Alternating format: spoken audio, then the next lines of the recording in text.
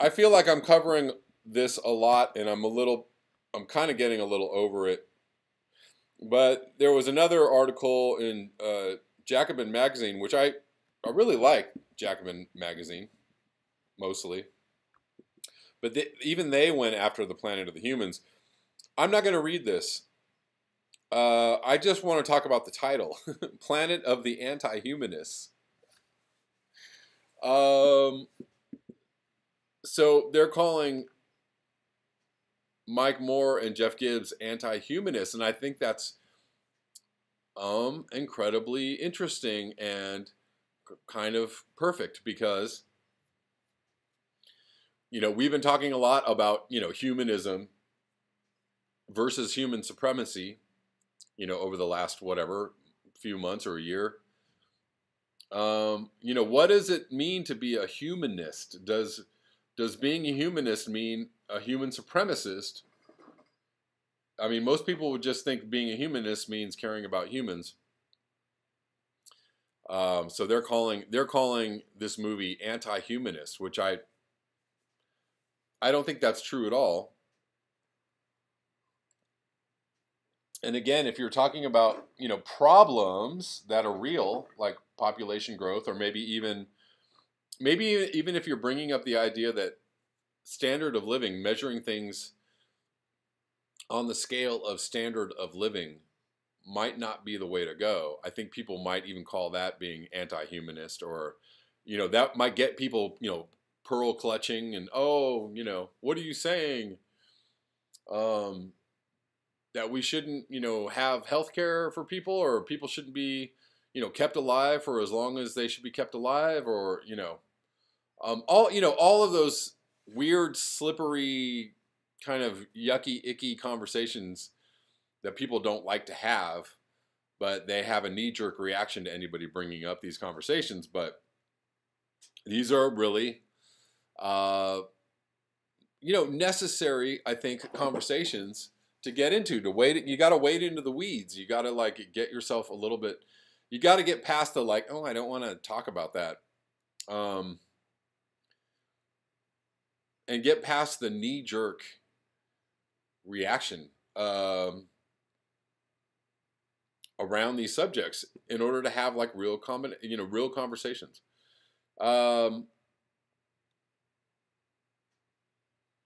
Boiled rope lamppost. I'm a clean airist. Yes.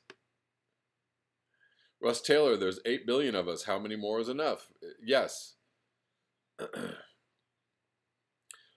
The basic mathematical equation, or the basic, I guess, scientific equation at the bottom of the population discussion, I think if you're going to go straight into well, who are you going to kill first? I think that's just a really not a very intelligent answer to that, because I don't think anybody's saying that. I think when people are talking about population, they're talking about population growth. They're talking about birth rates. They're talking about people, how many children people are having, how many people are being brought into the world as opposed to how many people are leaving the world. So, just on a basic, let's have a discussion about this, how, what about that could be changed, or what about that could be addressed, or, people have lots of ideas about how to address this, i.e., giving women access to birth control, and giving women the rights over their own bodies, right? Those are totally things that I support, and I think a lot of people support. And those are problems, those are issues that get in the way of people, I guess, dealing with having less children. But that doesn't necessarily, just giving women their right to choose over their own bodies, or giving people access to birth control, doesn't necessarily stop people from having 6 kids. So there's a whole other discussion to be had around that. And without getting into the weeds on this, I think for me, the main subject is standard of living, or consumption. Because I think standard of living, what people call standard of living, is definitely tied to consumption levels, or what you think you deserve, or what you think you should have in order to live in this, on this planet, in this world, in this life. You know, the way that we live right now, the things that we think that we deserve are things that have only been, you know, most of the things we have only been around for 100 years, right? So, you know, air travel and, you know, AC anytime you want, and cars, you know, everybody owns their own car, and um, everybody has different clothes for every day of the week. Beyond, you know, 2 or 3 different outfits for every day of the week, and closets full of shoes, and you know what I'm saying? Like, and every appliance that you could possibly think of. Like, all of these things are things that we've only had for the last 100 years. So, but anyways, the one thing that I miss in the population discussion is this: 8 billion people cannot live on the planet without fossil fuels. So if you're talking about not living on fossil fuels, or ending the destruction of the fossil fuel culture or industry, you have to talk about what that does to the overall population of the Earth, of the planet. And those are scientific. Those are like scientific things to talk about. Those are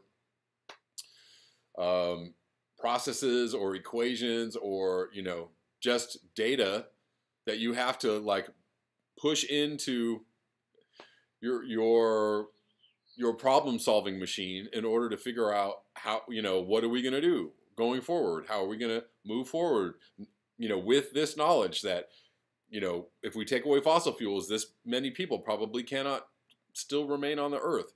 Like, that is an equation you need to grapple with, whether you know, are like, I can't go there. You know, nobody cares. Nature doesn't care about whether you can't go there. Like, you're going to have to get past that and have the conversation. But anyways, I just thought that title was very interesting, a very interesting title, anti-humanist. So it opens up the Pandora's box of what it means to be a humanist, or a human supremacist. And I think human supremacist should be a phrase or a word or a label or a title that people should be talking about much more. And when you say human supremacist or speciesism, people like, most people are like, what? What are you talking about? Oh my God, of course we're superior. Because God said so, blah, blah, blah.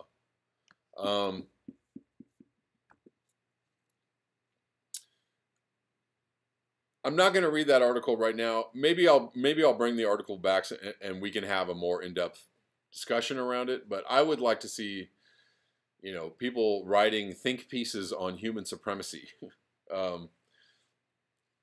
and how it ties into how we feel we are entitled to live on this planet. I think that is a really important discussion to have that I don't see a lot of people having. And it really goes to the heart of why we are destroying the planet, and why we are allowing ourselves to destroy the planet, and why we can't grapple with the problem of climate change, because we're like, yeah, climate change, you know, so bad. But we can't seem to actually zoom out far enough to see that, like, oh, well, of course climate change is us and what we're doing. So what does that mean about what it is that we're doing that possibly we should change? QuizTune says it would be anti-humanism to not address overpopulation, because that is going to cause great suffering when nature reduces it. Exactly. Like, allowing that's the thing that's strange to me, is like, you know, the basic premises of overshoot. You know, when a species outgrows its ability, you know, outgrows the resources that it would take to keep that species alive, you know, you would say that that's just a function of nature. That's just nature balancing itself. And nobody would question that. Nobody would go like, oh, that's so terrible, or that's so horrible. No, people would just say, like, on a scientific level, that's what happens. And nature has a way of balancing itself. Unfortunately, the way that nature deals with balancing itself is death. And that's just a part of life. That's a part of our environment. That's a part of our life cycle, the entire life cycle of the planet. But we can't apply that same, equation to humans. We refuse to. But, we have self-awareness, so we could see it coming, possibly. And if we saw it coming, yes, that would be much more humanist to see it coming and do something about it and have a conversation about it than to go, look, we can't talk about it. Oh, but all these people died because they ran out of food or got too hot or an extreme weather event. And we just go, oh, what a tragedy. No, the tragedy was you didn't think about this in the first place. So the whole knee jerk, oh, I can't go there, is actually,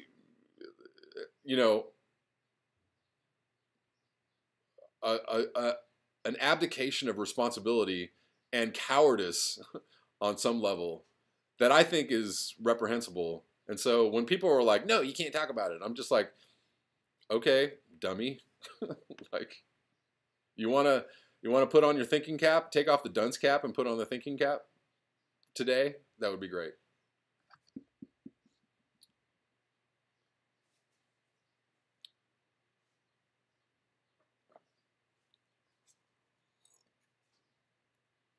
But, that's kind of how humans have, I don't know, humans have boxed themselves into a corner psychologically because we have all these rules about, what we can't talk about or, oh, we can't go there.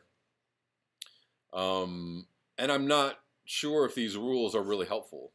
I understand why these rules have come about, but they're not helpful. They're not helpful in actually dealing with the truth or problems as they might present themselves in reality. Anyways, just want to get into that a little bit.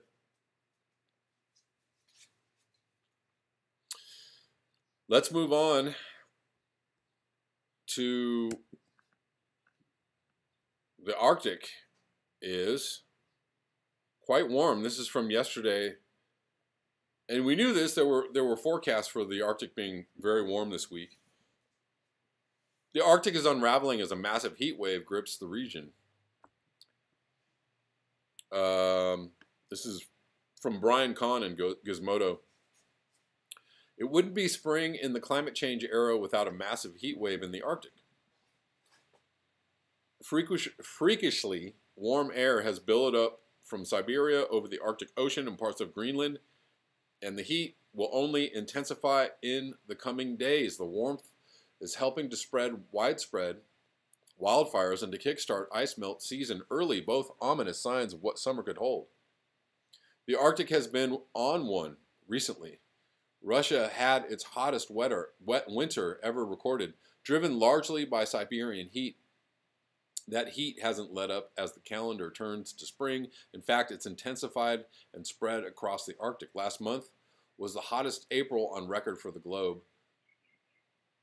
The hottest April on record for the globe, okay, driven by high Arctic temperatures that averaged an astounding 17 degrees Fahrenheit above normal, according to NASA data. Is that true? Because I thought we just read that the Arctic last April was the second hottest month, April for the globe. The second hottest April on record, but they're saying that it was the hottest April on record. Now a May heat wave has pushed things into overdrive. Martin Stendel, a climate scientist at the Danish Meteorological Institute, told the Washington Post that the mid-May warmth is quite extraordinary. There is no similar event so early in the season. Siberia has been one of the blistering hotspots in the globe all year, and heat is pushing out of the region and traversing the Arctic. Plumes of abnormally warm air have snaked over the North Pole, and Norway's weather service is forecasting temperatures there will approach freezing in the coming days. That might not sound hot, but remember, this is the North Pole. The warmth could pose a threat to sea ice, which saw its fourth lowest extent on record for April. Heat has also gripped portions of Greenland, where the ice sheet's annual melt got started 2 weeks early, according to the Polar Portal run by 3 Danish research institutions. including the Danish Meteorological Institute, the Western and Southern. I'm going to pause there because the solar minimum people or the denier people always like to quote the Danish Meteorological Institute, or they always have graphs. And they're always, if they're even real, they're always super cherry picked. But anyways, according to the Danish Meteorological Institute, the western and southern margins of the ice sheet saw abnormal melt over the weekend. So they're saying not so much. Not so much with the solar minimum or the, highest extent ever for the ice sheet in recent modern times. The season is still early and the spike in melt is relatively small compared to previous sudden upticks in melting. Still, early melt is never a good thing, and doubly so given this year's lower than normal snowfall. That means more crusty, dirty snow on the surface could absorb more warmth in summer, something that helped spur record mass loss last year. And when there's less mass added to the ice sheet, it can set up more mass loss year over year. The ice sheet is already losing 6 times more mass than it was in the 1980s, so this setup is not good. Excuse me. Adding to the not goodness are the massive wildfires raging in Siberia. The region has quietly been ablaze since last month, and flames have continued to spread across millions of acres. While most have burned below the Arctic Circle, or 66.5 degrees north, the warmth has allowed at least some flames to spread north of it.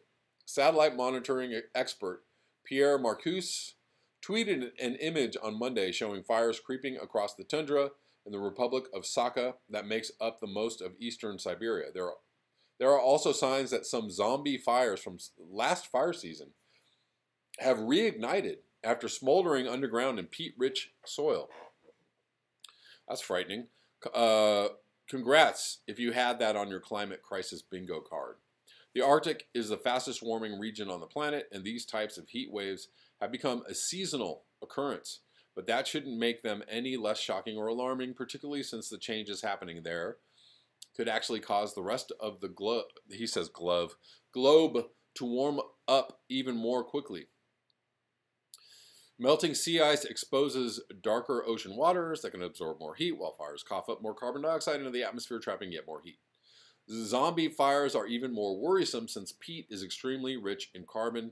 The stubborn heat looks to be locked in until at least next week, so we'll get to see all these horrible feedbacks on display through at least then.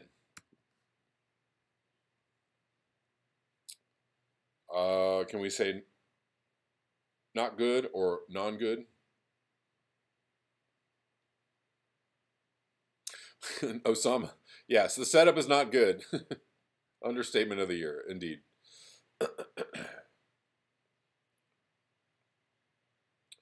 Troy McDermott, extrapolate to new projective state at rate. Yes.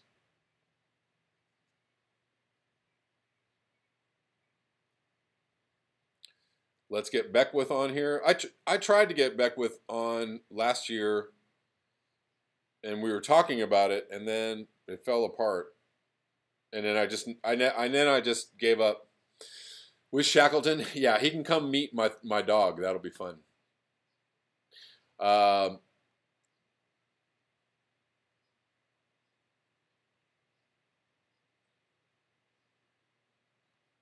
Water is gas on Venus, indeed. Let's move on to this story, which is also not so good. China's air pollution is now worse than pre-coronavirus levels. Coronas. I just call it coronas. You know what I'm saying. This is from yesterday. Last month, China finally ended its coronavirus lockdown. While air quality improved dramatically during the quiet time, new data shows it was short-lived. You don't say. What's more, air pollution is coming back at higher levels than during the same period last year. A report out Monday from the Center for Research on Energy and Clean Air, an independent organization that tracks air pollution, shows air pollution is rising throughout China in its post-pandemic reopening. Goody goody. The group monitored particulate matter, nitrogen dioxide, sulfur dioxide, and ozone between April and May. These findings show that after controlling for weather patterns, all pollutants exceeded last year's levels after lockdowns lifted. Gory. Well, so yeah, maybe not so much for the happy the earth got a break sentiments. We got a break for a little while, but you know, everybody's rearing to go and ready to get back at it. Let the destruction begin. The results suggest that the pollution is largely coming from coal-fired power plants, and coal is full of sulfur, so when the fossil fuel burns and is released, the sulfur interacts with the oxygen in the air and creates sulfur dioxide. Science, baby. The uptick in sulfur dioxide points to coal plants as the culprit, a finding that's reinforced by particulate matter and nitrogen dioxide also being at their highest levels where sulfur dioxide spiked. China has seen similar spikes after economic crises, including the SARS epidemic of 2003 and the global financial shit show of 2008. I didn't know that's what we're calling it now, the global financial shit show, okay. Both times, the country prioritized dirty construction projects and burning of coal to jumpstart the economy. However, both of these pollution spikes came before China's more recent attempts to improve air quality. That includes a war against pollution, quote unquote. The nation started in 2014 in an effort to clean up its notoriously noxious air. Prior to the pandemic, China was succeeding at doing just that. A 2019 study found that 6 of the air quality improvement policies alone resulted in more than 400,000 lives saved in 2017. Now China appears to be backtracking. Well, everybody appears to be backtracking. Maybe I shouldn't include everybody, but that seems to be the trend in the U.S. and now in China, of course, is that we're going to do less. We're going to use this whole pandemic thing as a reason to do a whole lot less for public health. The public health impacts of this pollution are urgent, particularly because the coronavirus crisis is not over. In fact, the province of Jilin is back in lockdown after 34 new cases and 1 death appeared. Research has found connections between air pollution and COVID-19 death rates. You don't say. In Louisiana's Cancer Alley, where dangerous levels of industrial air pollution are the norm, the virus is killing black people in communities where air pollution is highest in the state. In China, the air pollution spike may increase the vulnerability of those exposed to the virus. This reduction in air quality also signals that China may not take a clean energy approach to revitalize its economy. I don't think anybody's going to take a clean energy approach. I mean, we'd hope they would, but I doubt it. That's unfortunate since this pandemic is not the only crisis exhausting the world. Climate change is here and it's ready to wreak havoc. Implementing policies and measures to help curb emissions is essential, and spending tied to coronavirus recovery could, in theory, open the door to putting them in place. This is a rare opportunity to change the world for the better, yet here we are, ready to ruin it all again. Of course we are. I mean, we are, we're ready to get shot out of the shotgun straight at the planet Earth. Let's get that destruction rolling, guys. Come on. Because we just cannot abide by being restricted in our movements and what we do and what we buy and what we eat and what we wear or where we go. How dare we be restricted? Well,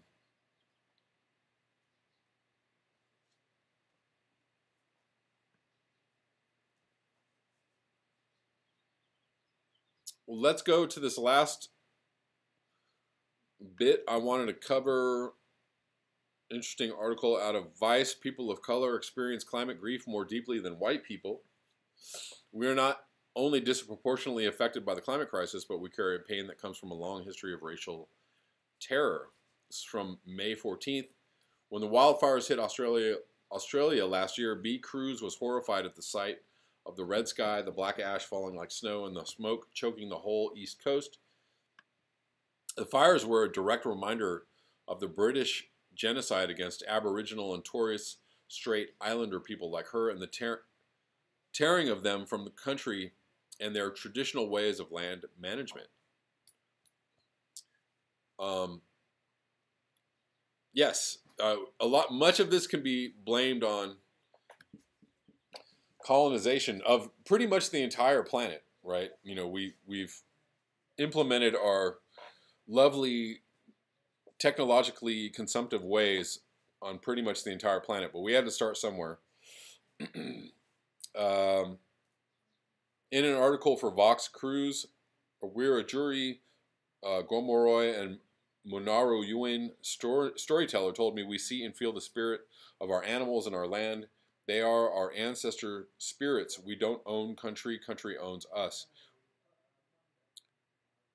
I'm going to say that again. We don't own country. Country owns us. We come from her to protect her. When country hurts, we hurt. When our animals, our spirit cousins cry, we cry. What Cruz was describing was climate grief, a psychological phenomenon that affects Black and Indigenous people and other people of color in uniquely devastating ways.